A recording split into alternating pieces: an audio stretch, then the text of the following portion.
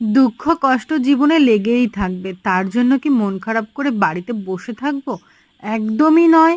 তাতে মনটা আরো খারাপ লাগবে। তাই সুযোগ পেলে মাঝে মধ্যে নিজে বা নিজের প্রিয় মানুষটার সাথে, যাকে নিয়ে তুমি ভালো থাকতে পারো, তাকে নিয়ে অন্য কোথায় পাড়ি দাও। কোনো এক খোলা আকাশের নিচে নিজেদের একান্তে নিজেদেরকে কিছুটা সময় দাও আর মন খুলে এনজয় করো।